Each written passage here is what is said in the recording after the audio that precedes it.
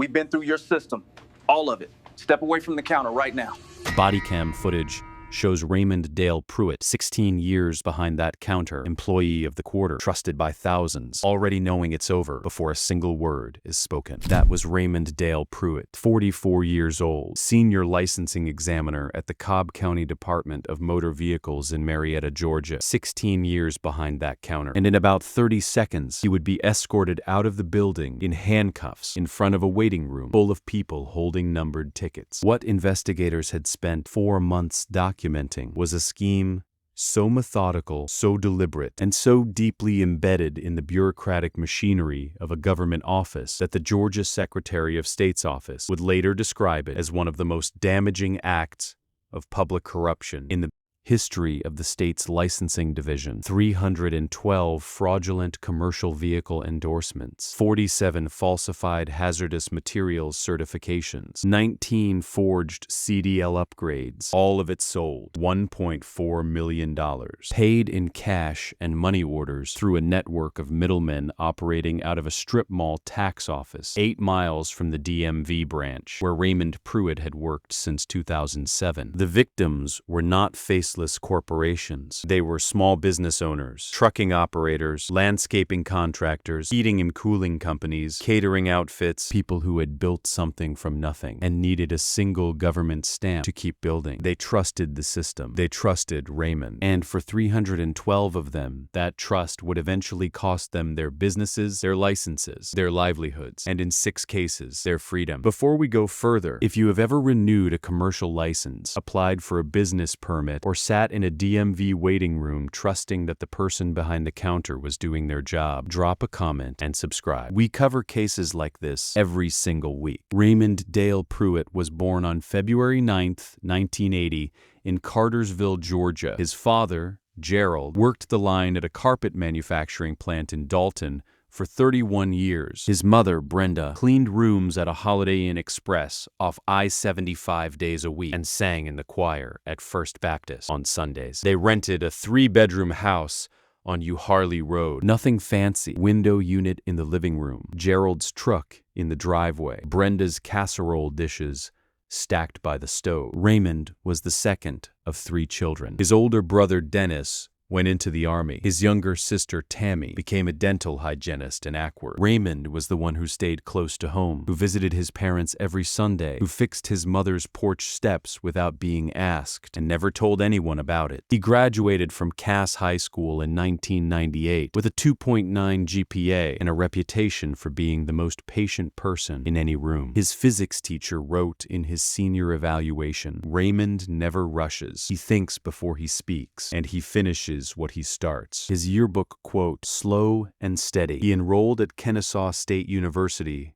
in the fall of 1998 and lasted 2 semesters. Not for lack of ability. His professors noted he was methodical and detail-oriented. But his father had a back injury in January of his 2nd semester, the kind that plant jobs don't survive, and Raymond came home. He picked up work at a Home Depot in Acworth, then at a Ford dealership doing paperwork, then at a county records office filing property documents. He liked the work. Quiet, systematic. Everything had a correct place. In February 2007, a friend mentioned that Cobb County was hiring at the DMV, steady hours, state benefits, pension after 20 years. Raymond applied on a Thursday. He passed the civil service exam with a score of 91. He started the following month. His supervisors noticed him immediately. He never had a line longer than 2 people deep when everyone else had 4. He knew the motor vehicle code by memory within his first year. He never made a data entry error that required correction. His quarterly reviews were consistent, thorough, and reliable. 0 errors reported this quarter. Clients frequently request him by name. In 2011, he was promoted to Senior Licensing Examiner. In 2014, he received the Cobb County Employee of the Quarter Award. In 2018, his photo was on the wall of the Marietta branch lobby. A small plaque beneath it read, "Committed to serving the public with accuracy and integrity." He was 38 years old. He had a daughter named Chloe who was 7. He coached her rec league soccer team on Saturday mornings. He drove a 2015 2015 Ford F-150 paid off. He went to church with his parents when he could and brought Gerald's truck in for oil changes without being asked. Then something changed. In 2016, Raymond Pruitt had used $22,000 from a home equity line of credit to invest in a food truck with his brother-in-law, Marcus Webb. Smoked meats, Southern sides. They called it Webb and Ready. Marcus had the recipes. Raymond had the organizational discipline. They bought a used truck, refurbished it over 18 months of weekends, and launched at the Marietta Square Farmers Market in April 2018. For 14 months, it worked. Lines on weekends, a regular spot at a corporate park on Tuesday and Thursday lunchtimes, a catering contract with a church in Smyrna. Raymond kept the books. He was meticulous. Every receipt, every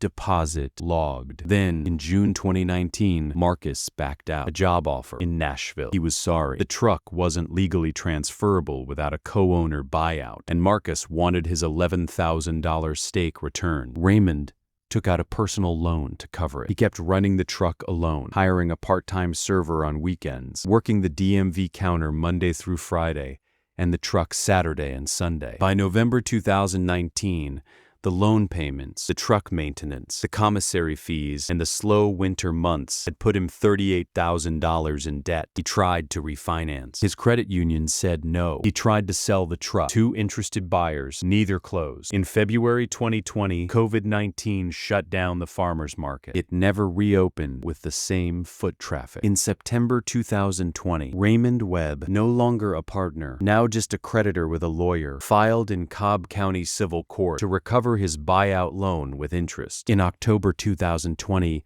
Raymond Pruitt filed for Chapter 7 bankruptcy. The truck was liquidated at auction for $8,400. After fees, he walked away with $1,100. He owed $41,000 he did not have. He had a daughter. He had a mortgage. He had a state pension he could not touch for 11 more years. He went back to work at the DMV counter the Monday after the bankruptcy filing. He sorted his ticket queue. He answered his clients' questions. He smiled at the woman in lane 3 who had been coming to his window for 6 years, and he started thinking. The Georgia Department of Driver Services issues approximately 2.3 million license transactions per year across 63 branch offices. Those transactions include standard driver's licenses, motorcycle endorsements, and the category that sits at the center of this case, commercial driver's licenses, or CDLs. A CDL is not a formality. It is a federal document. It authorizes the holder to operate a vehicle exceeding 26,000 pounds of gross vehicle weight, a semi-truck, a tanker, a bus, a hazardous materials carrier. Obtaining a CDL requires a written knowledge test, a skills examination conducted by a licensed third-party tester, a medical certification from a DOT-approved physician, and in certain endorsement categories, hazardous materials, passenger, school bus, a federal background check conducted by the TSA. For small businesses,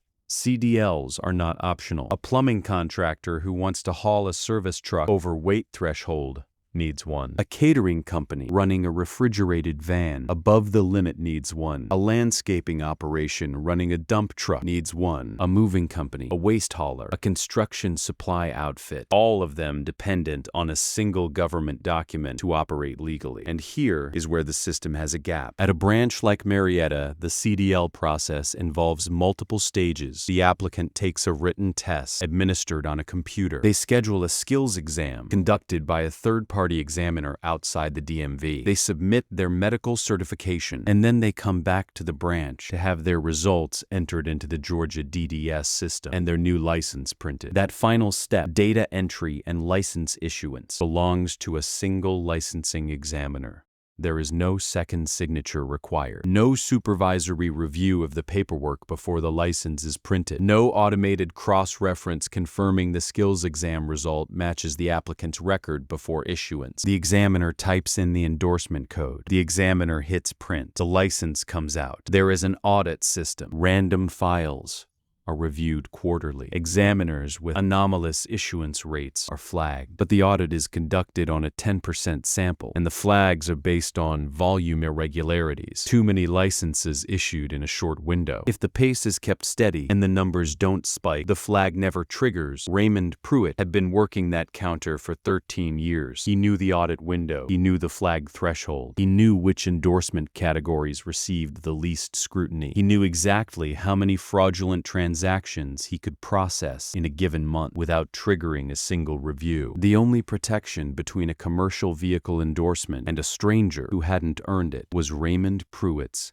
integrity. Before we go further, do you know someone who owns a small business that depends on a commercial license? A contractor? A trucking operator? Anyone who needs a government credential to work? Let us know in the comments. And if you're not already subscribed, hit that button. We release cases like this every week, and you don't want to miss what comes next in this one. The first fraudulent transaction Raymond Pruitt processed was on March 4, 2021. The applicant was a man named Devin Strokes, 31 years old, operating a small refrigerated delivery service out of a warehouse unit in Kennesaw. Devin had failed his CDL skills examination twice. His third attempt was scheduled for April. He needed the license to fulfill a catering supply contract that started March 15. Without the endorsement, he would lose the contract. Without the contract, he would miss 3 months of revenue he had already committed to paying his employee. Devin had heard through a mutual contact, a man named Leon Fitch, who ran a trucking brokerage, that there was someone at the Marietta DMV who could help. $600 cash in an envelope left at the front desk, addressed to a name that wasn't Raymond's. Raymond would process the transaction that afternoon. By the time Devin picked up his envelope the next day, the endorsement was in the system. Devin Strokes got his contract. Leon Fitch collected his finder's fee. Raymond Pruitt drove to his parents' house that Sunday and fixed a section of gutter that had been pulling away from the fascia since October. He told himself it was one time. By June 2001, it was not one time. Leon Fitch had spent April and May quietly expanding. He had contacts in the regional trucking and contracting world, small operators who needed endorsements faster than the exam pipeline allowed, or who had failed tests, or whose medical certifications had lapsed, and who needed a bridge while they sorted the paperwork. Leon's pitch was simple: the endorsement, the license, the stamp, no test, no wait, a flat fee. The fee structure, as investigators would later reconstruct it from Fitch's financial records and text messages: standard Class A CDL upgrade, $900. Hazardous materials endorsement, $1,400. Tanker endorsement, $750. Passenger endorsement, $650. Combined packages negotiated. Raymond received 40%. Fitch kept 60%. Raymond developed a system. He processed no more than 3 fraudulent transactions per week. He spread them across different applicant types, so no single endorsement category showed a spike. He processed them midweek on Tuesday and Wednesday afternoons, when branch traffic was heaviest and supervisor attention was thinnest. He kept no records, no notes, no phone communications. Leon handled the clients. Raymond handled the computer. By December 2021, 9 months in, Raymond Pruitt had cleared $63,000. He paid off his bankruptcy judgment. He paid off his daughter's braces. He paid 4 months ahead on his mortgage. He told his mother he had gotten a raise at the county. By the end of 2202, the total was approaching $400,000. Leon Fitch had expanded his network to include a third middleman, a man named Terrell Washington, who operated the strip mall tax prep office on Bells Ferry Road. Terrell's clients were small business owners who came in every January with shoeboxes of receipts and left with refunds. He knew exactly which ones needed commercial licenses and which ones were struggling to get them. He made introductions. Leon handled logistics. Raymond processed. The operation had a name in Fitch's text messages. He called it the Stamp Office. In March 2022, a quality assurance supervisor at the Georgia DDS Central Office in Conyers, named Patricia Holbrook, ran the quarterly audit of the Marietta branch. She flagged one anomaly: a slightly elevated issuance rate for hazardous materials endorsements in the month of February. She noted it in her log and sent an inquiry to the branch supervisor, a man named Dale Whitmore. Whitmore pulled Raymond's February file. Everything looked clean. Application forms present. Medical certifications attached. Skills exam results entered. He wrote back to Holbrook. All documentation present and accounted for. No irregularities identified. What neither of them checked was whether the skills exam results in the system matched the records at the third-party testing facility. That cross-reference was not part of the standard audit protocol. It required a separate interagency request to the CDL third-party examiner database, a process that took 2 weeks and was only triggered by a formal complaint, not by a routine audit. No formal complaint had been filed. In August 2022, a CDL training instructor in Austell named Robert Gamble noticed something odd. 3 of his students, people who had come to him for pre-test coaching, had somehow passed their skills exams without completing the course. He called the training center that administered the test. They told him the results were in the system. They couldn't speak to what the student had or hadn't done in preparation. Gamble called the Marietta DMV to ask whether results could be entered without a completed test. He was transferred twice and disconnected once. He left a voicemail that was not returned. In January 2003, a woman named Cassandra Pruitt, no relation to Raymond, applied for a passenger endorsement through the standard process. She passed her written test. She passed her skills exam. She came to the Marietta branch to have her license issued and was told by a different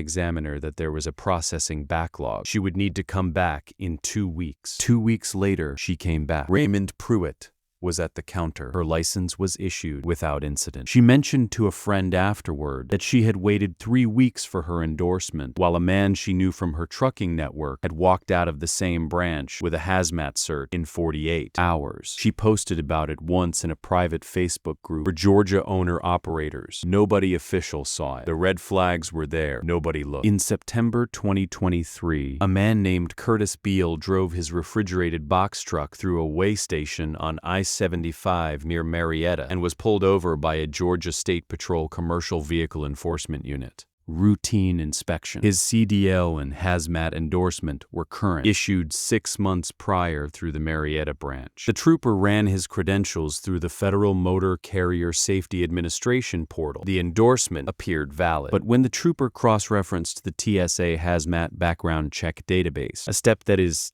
technically required for hazmat endorsements but rarely performed during roadside stops, no background check record existed for Curtis Beal. Not a failed check, not a pending one, no record at all. The hazmat endorsement in the Georgia system had been issued without the federally mandated TSA background check ever being initiated. The trooper flagged it, completed a standard violation form, and forwarded it to the FMCSA's regional office in Atlanta. The FMCSA referred it to the Georgia DDS Inspector General's office. The IG's office assigned an investigator named Marcus Denton. Denton ran a query on every hazmat endorsement issued at the Marietta branch in the preceding 24 months. He found 11 more with no corresponding TSA background check record. All 11 had been processed by the same examiner, Raymond Dale Pruitt. Denton submitted a formal interagency request to the CDL third-party testing database. The request came back in 11 days. Of the 43 CDL endorsements processed by Raymond Pruitt in the preceding 18 months, 29 had no matching skills examination record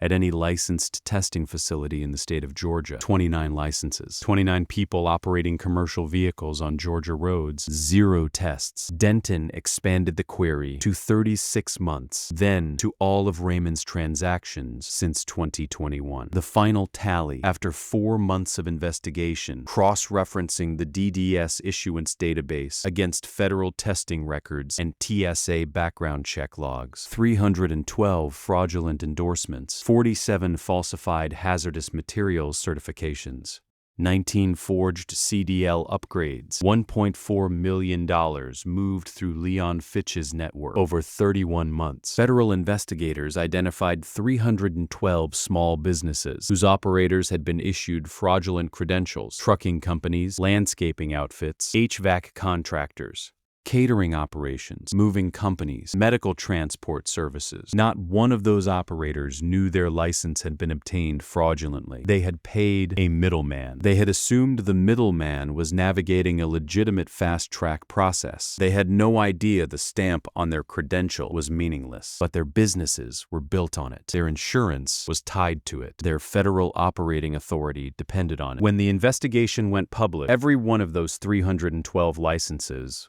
was flagged for review. Federal Operating Authority for carriers with fraudulent hazmat endorsements was suspended pending re-examination. Insurance carriers began canceling policies on flagged vehicles within 72 hours of the announcement. Of the 312 affected businesses, 94 lost active contracts because their drivers could not legally operate during the review period. 31 lost their insurance coverage outright. 11 had their FMCSA operating authority permanently revoked because the hazmat endorsement holder on their DOT registration could not pass the actual certification exam when retesting. 6 owner-operators were separately charged by federal prosecutors for knowingly operating with fraudulent credentials, a charge that, for small operators, meant personal bankruptcy. Not just business closure. They had paid a middleman. They had needed a stamp. They had trusted that the person at the government counter was doing his job. On November 14, 2023, Raymond Pruitt arrived at the Marietta DMV branch at 7:48 a.m. He parked in his usual spot. He badged through the employee entrance. He poured coffee from the break room machine, 2 sugars, the same as every morning for 16 years. He logged into his terminal at 8:02 a.m. and began preparing for the 8:30 opening. At 8:17 a.m., Georgia DDS Inspector General Marcus Denton entered the branch through the public entrance. 2 Georgia Bureau of Investigation agents were with him, both in plain clothes. A uniformed Cobb County Sheriff's deputy waited outside the employee exit. Raymond was at his terminal, reviewing the day's queue, when Denton appeared at the side door of the counter area. Raymond, step away from the counter. Raymond looked up. He took in Denton's badge. He looked at the 2 men behind him. What? I'm with a client. He was not with a client. The branch had not opened yet. He was alone at his terminal. Sir, we've been through your system. All of it. Step away from the counter right now. Raymond Pruitt set his coffee mug down on the desk. He stood slowly. He straightened his lanyard. He looked at his terminal for a moment, at the queue list still visible on the screen. You don't understand what you're looking at. His voice was even. Practiced. Those applicants came to me with legitimate documentation. I processed what I was given. Raymond, we have the text messages between you and Leon Fitch going back to March 2021. Something shifted in his face. Not collapse, not panic. Something quieter than that, like a door closing slowly behind him. I had $40,000 of debt, he said. I had a daughter. I had a mortgage. Turn around, please. I never put anyone at risk. Every one of those operators knows how to drive. They know the routes. I just turn around, Raymond. He turned around. His hands came up without being told. I just needed the stamp, he said quietly. That's all any of them needed. Just the stamp. The handcuffs clicked into place at 8:21 a.m. The branch opened at 8:30, 9 minutes later, with a supervisor standing at Raymond's counter. His coffee was still on the desk. His terminal was still logged in. His queue list still showed 42 clients scheduled for the day. 11 colleagues watched from their stations without speaking. On January 9, 2024, a federal grand jury in the Northern District of Georgia returned a 68-count indictment against Raymond Dale Pruitt. The charges: 31 counts of fraud in connection with identification documents under 18 U.S.C. Section 1028, 14 counts of wire fraud under 18 U.S.C. Section 1343, 11 counts of making false statements to a federal agency under 18 U.S.C. Section 11, 8 counts of bribery of a public official under 18 U.S.C. Section 66, 4 counts of conspiracy to defraud the United States under 18 U.S.C. Section 371. Leon Fitch was indicted separately on 22 counts. He entered a cooperation agreement within 3 weeks and agreed to testify. Terrell Washington was charged with 1 count of conspiracy. He cooperated immediately. Raymond's attorney, Sandra Cho, filed motions to suppress the text message evidence obtained from Fitch's phone. Denied. She argued that the harm to small businesses charges was speculative, that no accident had occurred as a result of the fraudulent licenses. The prosecution introduced the 11 operators who had lost their FMCSA authority, denied as a mitigating argument. The trial began on April 7, 2024, at the federal courthouse in Atlanta. The prosecution called 14 business owners to testify. They were not wealthy people. They were people who had spent years building something small and real and theirs. Marcus Webb, no relation to Raymond's former business partner, owned a 2-truck refrigerated transport operation in Kennesaw. He had paid $900 to a middleman he met through his freight broker in August 2002. He believed he was paying for an expedited CDL processing service, something he had seen advertised on trucking forums and assumed was legitimate. When his driver's license was flagged in November 2023, his insurance carrier canceled his commercial policy within 48 hours. His 2 active delivery contracts were suspended. By December 2003, his business had generated 0 revenue for 6 consecutive weeks. He was forced to sell 1 truck to cover payroll. He testified for 11 minutes. His voice did not waver until the last 2 sentences. "I built that company in 9 years," he said. "I didn't cut corners on anything. I kept every maintenance record, every log, every fuel receipt. I thought I was using a service. I didn't know I was buying a lie." He looked at Raymond Pruitt. "You were the government. I trusted the government." A woman named Yolanda Ferris, 53 years old, ran a medical transport service in Marietta. Non-emergency patient transport for dialysis appointments, oncology visits, post-surgical transfers. Her 2 drivers each had passenger endorsements processed through Raymond's counter in 22,000. When the endorsements were flagged, Georgia's Department of Community Health suspended her operating certificate, pending re-examination. Her drivers retested. Both passed, but the suspension had lasted 11 weeks. 11 weeks of patients who needed rides to dialysis and couldn't get them. 11 weeks of contracts with 3 assisted living facilities canceled and awarded to a competitor who did not give them back. "I wasn't moving freight," she told the jury. "I was moving sick people to keep them alive, and I had to call 64 clients in one afternoon and tell them I couldn't come because someone took a bribe." She paused and looked at her hands. "Some of those people found other transport. Some of them missed appointments. I don't know what happened to all of them. I will spend a long time not knowing that." The jury sat in silence for several seconds after she stepped down. On April 19, a man named Gary Poole, 61 years old, took the stand. He had run a 4-truck landscaping operation in Smyrna for 22 years. His lead driver had needed a Class A upgrade in 2020 to operate a new dump truck Gary had purchased on credit. The upgrade had been processed by Raymond. When the license was flagged 2 years later, Gary's commercial vehicle insurance was canceled. His bonding company, learning of the cancellation, declined to renew his contractor's bond. Without the bond, he could not bid on commercial landscaping contracts. Without commercial contracts, his 4-truck operation ran at 30% of its prior revenue for 8 months. He had filed for Chapter 11 bankruptcy protection in February 2024, 2 months before testifying. He sat in the witness box for a long time before he spoke. "I started this company when I was 39 years old, with 1 truck and a borrowed trailer," he said. "I never missed a payroll, not once in 22 years, not one Friday. My guys have families." He looked at Raymond. "You filed for bankruptcy too. I know that. I looked it up. The difference is you made other people go bankrupt to save yourself. I never did that to anyone." The defense had no cross-examination. The jury deliberated for 6 hours and 40 minutes. On April 26, 2024, they returned guilty verdicts on all 68 counts. Raymond Pruitt received the news without visible reaction. He sat with his hands folded on the defense table and looked at the wall behind the judge's bench until the foreperson finished reading.